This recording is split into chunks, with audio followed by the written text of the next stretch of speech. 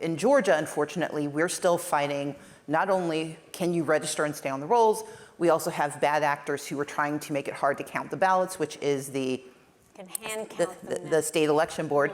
Again, and it sounds innocuous, oh, we're gonna count the ballots. Sure. There are more than 5.5, so right now it's about 5.5 million likely voters in November. They are saying that you have to, that by precinct, 3 people have to count those pieces of paper. Do you know how long? You can count grains of sand a little faster.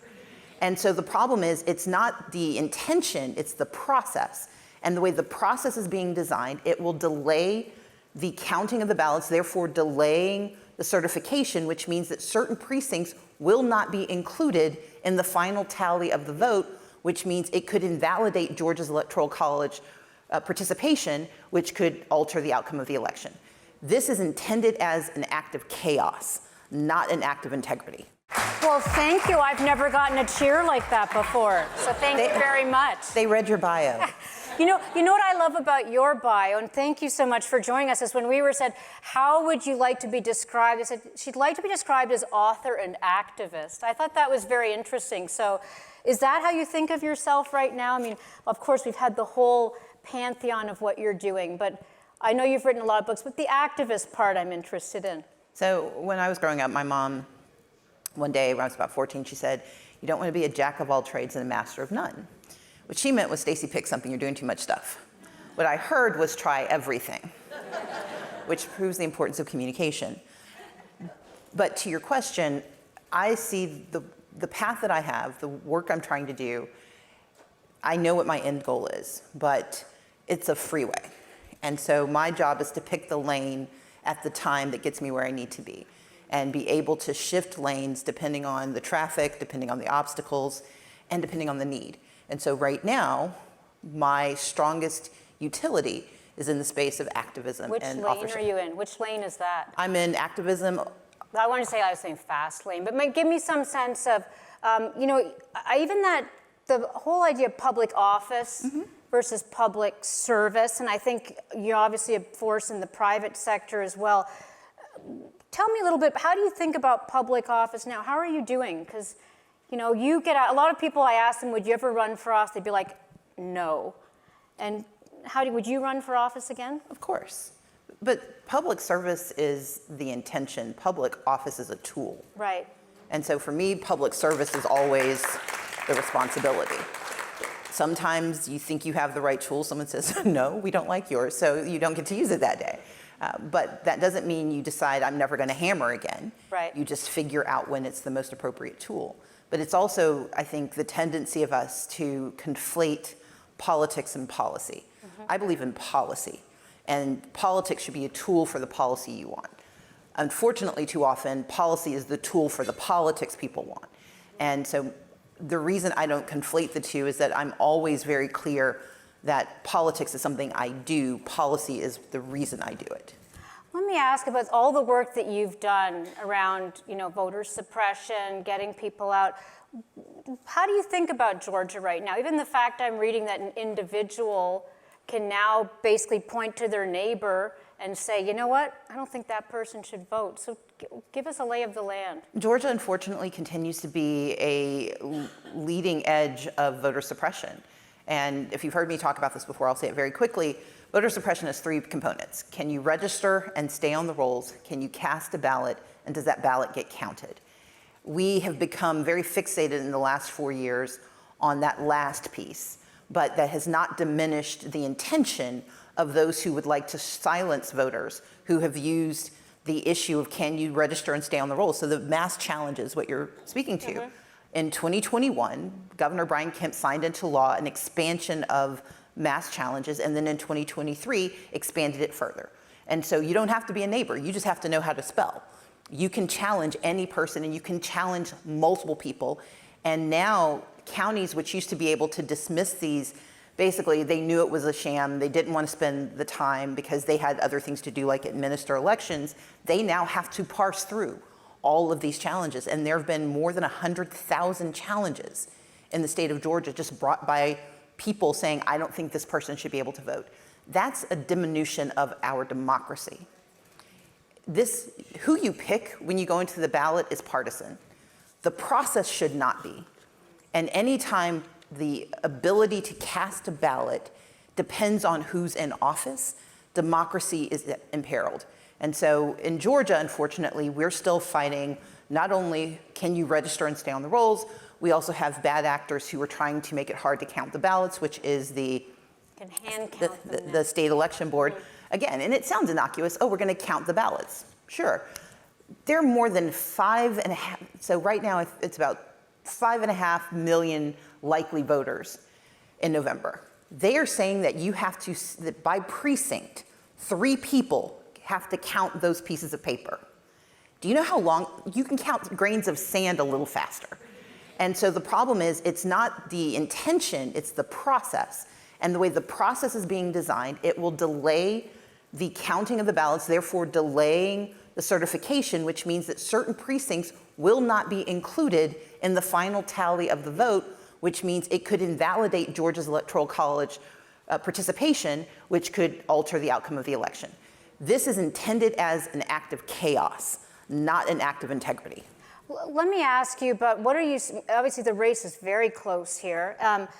What are you seeing? And let's start with that. Do you have a sense that which way the election's going to go? Georgia's a purple state, and what that means is that you have to fight every election. We used to be blue for 130 years, then we were red for about 25 years, now we're purple. And what purple means is that sometimes Democrats win, sometimes Republicans win, but every time you have to fight. And that's really what differentiates a swing state or a battleground state from any other state. When you don't know the outcome waking up, you have to fight. And so we know it's going to be a close election. It's a toss-up, and so it's a question of who is doing the work to turn out voters.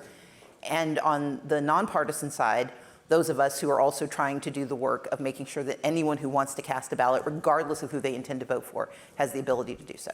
You know, it's interesting. I think you just came from Vermont, so you've been going around the country. You were a storyteller. I said you are a prolific author, actually. Can I just start with, when do you write? Usually when somebody either wants a book or their money back. Okay. What's your next book? Can you tell us your next book? Yes, so it's called Coded Justice. It's the trilogy. It's the 3rd book in my Avery Keene series. And thank you. And it comes out next May, and it's about AI and healthcare and the fact that we have no rules. There you go. Yeah. Sounds like a dystopian nonfiction book. I don't do dystopian. I do improbable but very possible, so you should be mildly frightened. I think that we're going to call that the theme of our, but let's go to where we are today. You know, when you think about, you know, Biden really was supposed to be the bridge, you know, and tell me some sense of what is the story, how do we tell the story in a way that doesn't keep us so divided? What do you think when you go out, you're around the country, to your point, it's a nonpartisan effort that you're making. What is the story that isn't being told? Let's be clear. I am very partisan. You're totally partisan, but I'm saying your effort is.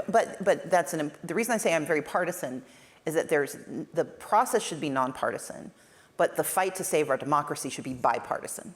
That's an act of patriotism. And so the conversation I have is we may have different value systems, we may want different things, but we should have as a foundational, fundamental, uniting value the protection of our democracy. Yep. And if we are willing to give that value primacy, then we should all be voting a certain way.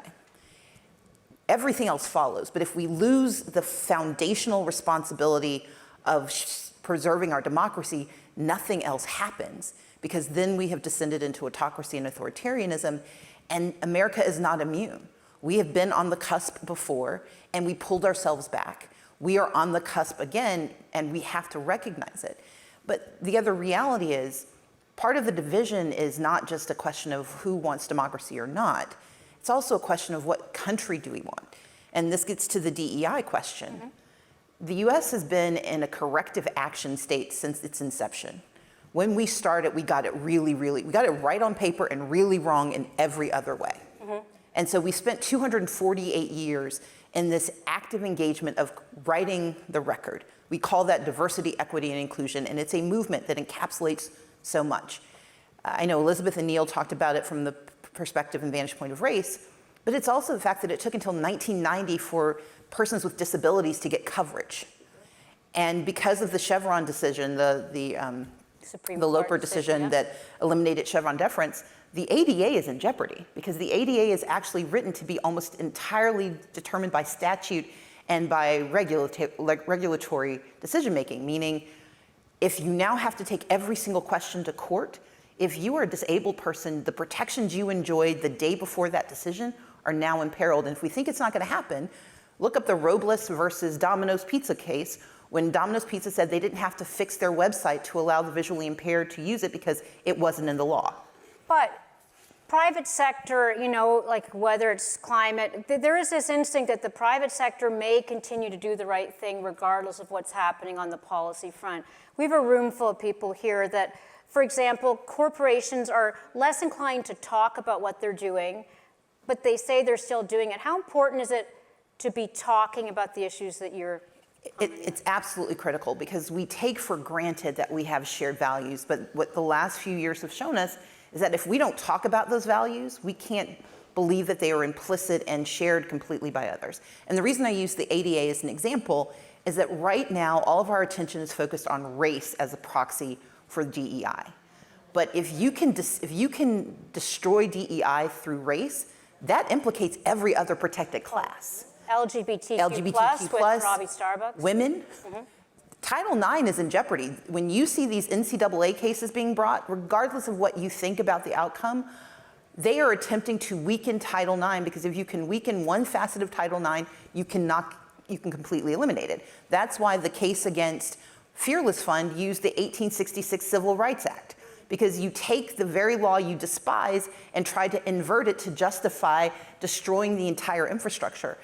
I told you I do improbable that's possible. That's what they're doing with DEI, only they're making it more possible every time. So coming back around to your question, when I think about this election and what we can do together is we have to talk about it. We have to talk about the implications beyond the discomfort of, well, I don't want to talk about race or I don't want to talk about gender. We should be talking about how do we protect each other. We should be talking about how do our stories unite us. We should be talking about the American dream. And there are three pathways to the American dream: education, what you know; the economy, what you do; and elections, who's in charge. DEI has been absolutely essential in removing barriers to those three pathways to the American dream. The Voting Rights Act was a DEI law. The ADA is a DEI law. Title IX was a DEI law. Title I, which allowed, oh, I don't know, some kid growing up in the Appalachian Mountains 30 years ago to go to a public school that was fully funded, and who's now running for vice president, he's a beneficiary of DEI. So we have to talk about it because people don't understand how they've benefited from it. Or how the stakes are. I want to ask, it sounds like a non sequitur a little bit, but what is your mindset? Give me a sense of, I wanted to ask, you know, where you get the most joy, but I also don't want to diminish, how are you just generally feeling right now about how things are going on? Are you hopeful, less? Okay, so I don't do hope or optimism or pessimism. I describe myself as an ameliorist, which I know is an entirely made-up word. An ameliorist. Ameliorist. So to ameliorate is to mitigate. Ameliorist is not in the dictionary yet. Hopeful. No, I'm so here's the thing. I'm determined. I don't know what's going to happen, but I know what I can do. And so I focus on what are my actions. The way I put it is the glass is half full, but it's probably poisoned. So my job is to find the antidote. Don't drink anything at your table. Well, no, you can drink it, just be prepared to do something about it if it isn't what you think. We spend so much time hoping that things will be the way they should be. I spend my time doing the things to make the world the way I think it should be. And that, I think, is what is so important about this room and rooms like this. There are very few rooms that are filled with people with the power to actually manifest what the outcome should be. And each of you has that ability through tweeting and retweeting or whatever we call Xing now, through using social media, through conversation, through amplification of the best intentions of America. We should be celebrating foundational values like diversity, equity, and inclusion. We should not be afraid of them. We should be celebratory, we should be protecting them, and we should be expanding them because it makes more money. It makes us a better people, it makes the country wealthier, it increases the likelihood of our collective success, and it increases the bottom line for every company that engages in it. So I believe that we celebrate it, we defend it, we expand it, and if we do the right thing and we vote, please God, vote, unless you're voting wrong, in which case stay home. No, I'm joking. I'm joking. I do not want people to stay home. I just want you to change your mind and do the right thing. But we've got to defend education, the economy, and our elections, and then we can get some stuff done. One quick last point. Where do you get the most joy? Is there a word? I have nieces and nephews who are extraordinary people who I want to see live the best lives imaginable, and they have no filters, but they also have no limits to their imagination, and so my job is to make it possible. Great. Please join me in thanking Stacey Abrams, everybody. Well deserving of a standing ovation.